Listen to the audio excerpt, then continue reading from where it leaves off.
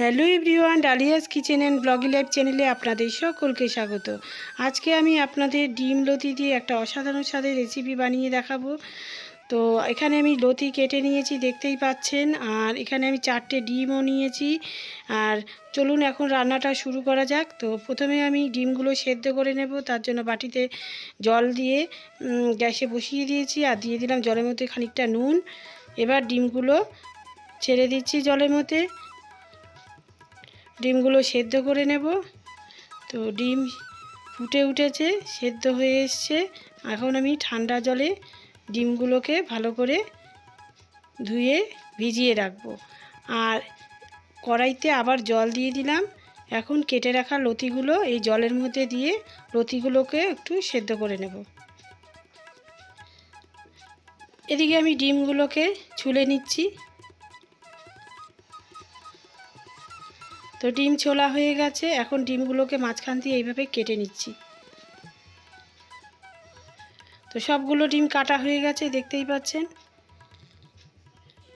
আর এদিকে লতিটাও সেদ্ধ হয়ে গেছে, এখন নামিয়ে নেব। এবার কড়াইটা পরিষ্কার করে এর মধ্যে আমি দিয়ে দিলাম সর্ষের তেল। সর্ষের তেলটা গরম হয়ে গেছে, এখন এর মধ্যে দিয়ে দিলাম নুন, হাফ চামচের মতো নুন নিয়েছি। আর দিয়ে দিলাম একটু হলুদ।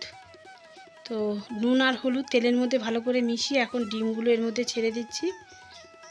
ডিমগুলো ভেজে নেব।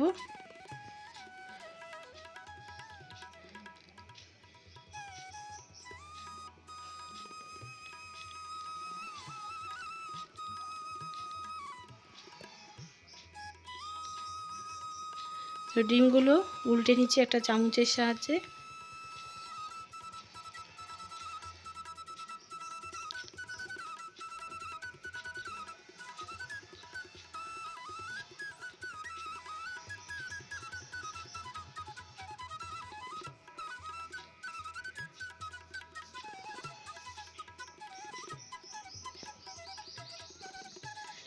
তো ডিম ভাজা হয়ে গেছে, এখন তুলে নিচ্ছি।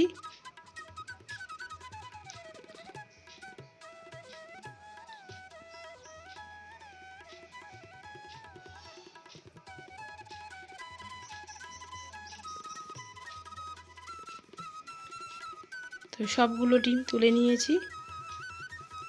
এখন এই তেলের মধ্যে দিয়ে দেব একটা বড় সাইজের পেঁয়াজ কুচি। তো পেঁয়াজটা হালকা ভেজে নিয়েছি তেলে। এই পর্যায়ে আমি লতিগুলো, সেদ্ধ করে রাখা লতিগুলো দিয়ে দিলাম।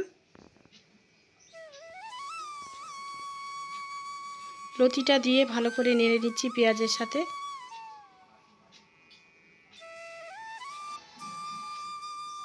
এখন দিয়ে দেব 2 কোয়া রসুন থেতো করে দিয়ে দিলাম। এবার আমি স্বাদ অনুসারে দিয়ে দেব নুন আর পরিমাণ মতো হলুদ। তো হলুদ দিয়ে দিলাম পরিমাণ মতো। আর দিয়ে দিলাম লঙ্কার গুঁড়ো, ঝাল লঙ্কার গুঁড়ো নিয়েছি। তো এখন সব কিছু ভালো করে মিশিয়ে নিচ্ছি।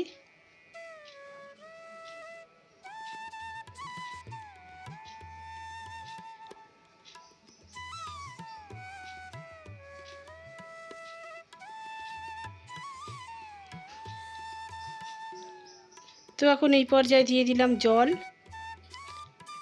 অল্পই জল দিলাম, কারণ এটা শুকনো টাইপের হবে।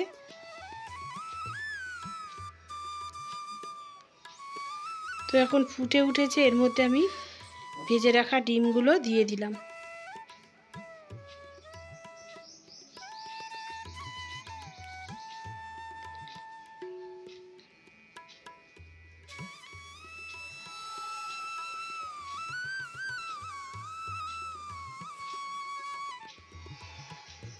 হালকা করে একটু নেড়ে দিলাম। এবার আমি এটা 2-3 মিনিটের জন্য ঢেকে দেব।